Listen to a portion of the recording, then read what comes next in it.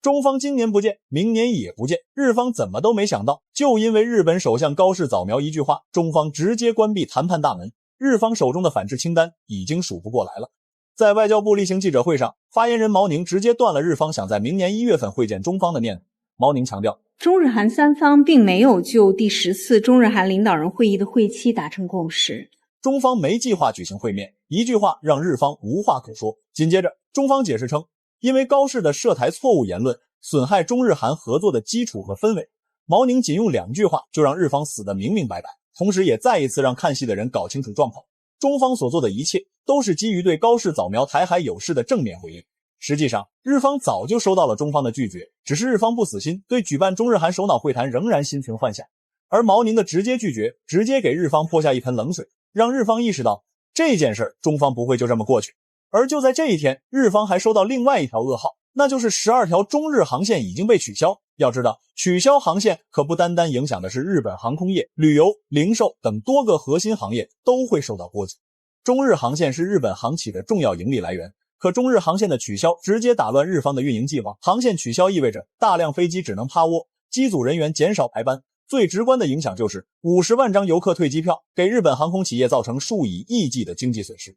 另外，酒店、热门景点的客流量也锐减，美妆、电器、百货等行业的销售额大幅下滑，就连物流、交通、餐饮等配套行业也受到牵连。长此以往，不仅影响日本的经济和 GDP， 甚至可能影响日本的就业市场。日本经济学家评估，这50万张机票退票之后，会给日方带来 2.2 万亿日元的损失。而前几天，中方还通知日方，水产品和牛肉的贸易已经被叫停，若日方还要一条道走到黑，就连日本政府租借的2只大熊猫小小和蕾蕾都要在明年结束旅日回国生活。很多人对这些行业的影响没有太大概念。这么说吧，在日方决定将核污水排海之前，中日的水产品贸易额达到871亿日元，而去年中日牛肉贸易额为648亿日元。中国的2只大熊猫更是给日本带来300多亿日元的经济效益，光是这3个领域就给日本造成1800亿日元的损失。更让日方糟心的是，这还只是开始。目前高市的错误言论只发酵了10多天，日本经济就面临这么大的损失。若中方再在其他合作领域打出反制牌，日方失去的只会更多。从这个角度来看，高市早苗的那句台湾有事完全就是捅了马蜂窝。现在中方已经关闭了沟通的大门，若高市早苗还不按照中方要求去做，中日关系将一去不复返。实际上，高市早苗的错误言论不仅引起中方的强烈反制，就连日方自己人都看不下去。日本前首相鸠山由纪夫多次点名高市，劝他早日向中方低头认错。就连刚下台的石破茂都说，高市此举绝无仅有，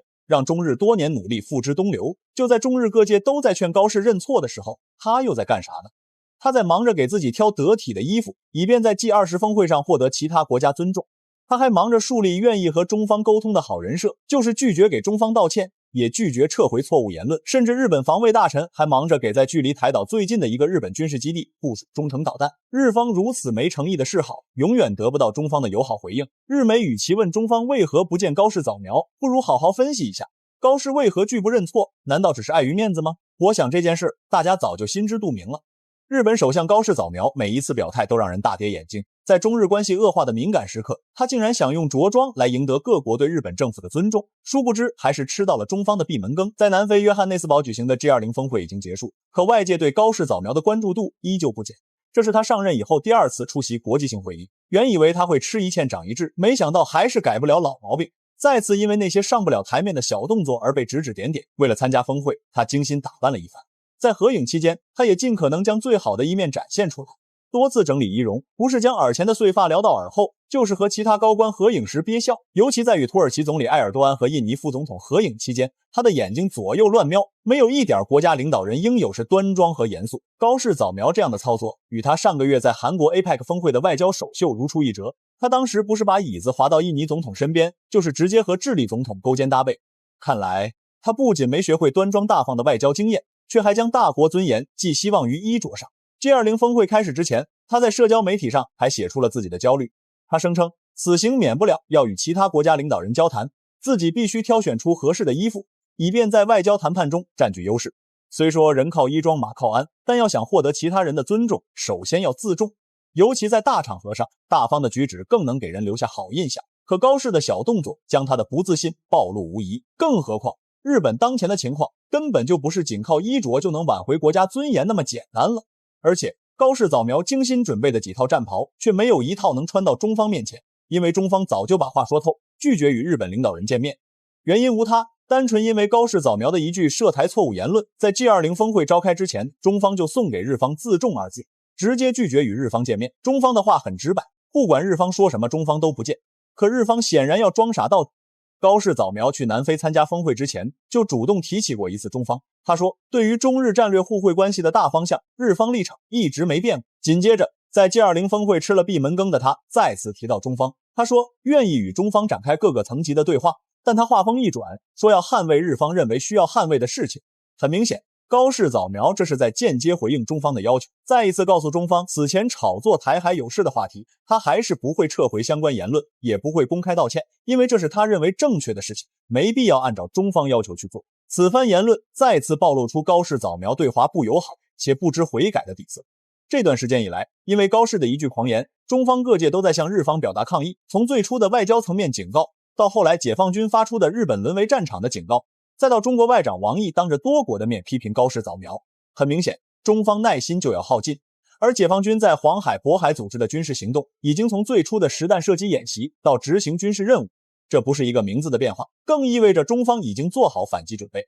别看日方口口声声喊着要和中方保持沟通，但该国没有一点诚意，光是拒不认错这一点就足以说明一切。至于他为何要公然提到中方，无非是想给自己留个好口碑，营造一个日方没错愿意沟通，而中方小题大做的假象。只可惜这样的政治作秀与他精心挑选的衣服一样，不仅换不来日方的好口碑，还让日本沦为各国茶余饭后的笑料。中日新一轮磋商已经结束，中方一脸严肃，诉说着对这次会谈的不满。赴华磋商的日本外务省亚洲大洋洲局局长金井正章更是全程一言不发，可以说中日当前的关系甚至比北京的天气还凛冽。殊不知这还只是刚开始，金井正章刚回国没多久，中方直接在联合国送给日本一张永久的否决票。中国常驻联合国代表傅聪大使在关于安理会改革问题全会中直接说了这样一句话：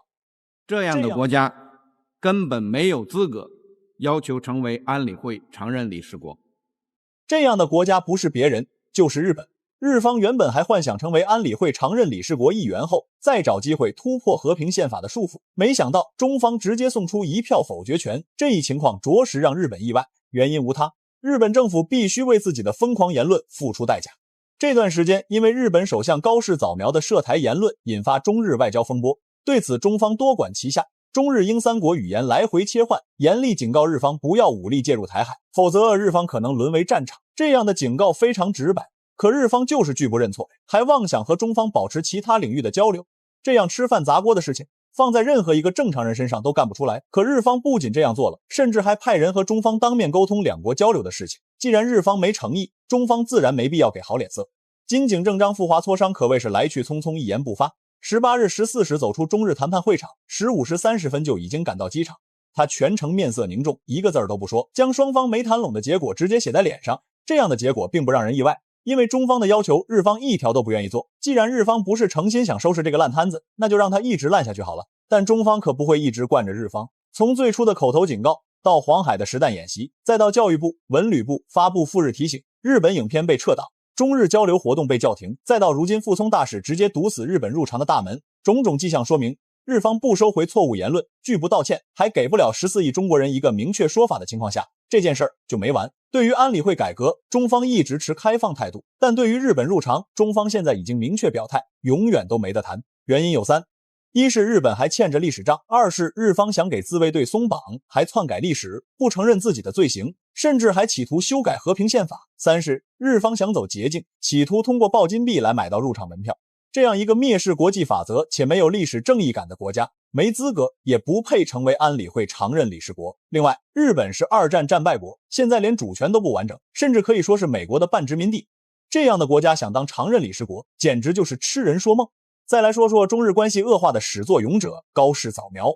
一点都没意识到错误，不仅要给日本核武器松绑，还企图恢复大佐这一让人恐惧的日本军衔，甚至定下参拜靖国神社的日子。这样一个缺乏历史认知且极端右翼的国家领导人，只会将日本拖入更大的危机中。还有最重要的一点，中方明确拒绝日本入常，不仅是在警告日本政府别再痴心妄想，还在提醒其他国家别再提交日本入常的申请了，中方是永远不会同意的。像美国这样一心想扶正自己盟友的国家，更应该趁早放弃这个念头。日本首相高市早苗拒绝撤回言论，还混淆视听，表示政府立场没变，但作为一国首相，口出狂言拒绝撤回，拒不道歉，此举已经逾越了红线。而且按照日本方面的说法，高市早苗这一言论是将心底的话说出来。日本媒体批评他，不是批评他说错了话，而是批评他不该过早的泄露机密，这样会让中国加紧防备，是对中国提了个醒。当时在国会答辩时提问他的日本议员，也没有想到他会不照稿读，而是直接说出了心里话。那么既然日本方面已经明牌，中方自然没有再隐忍的道理。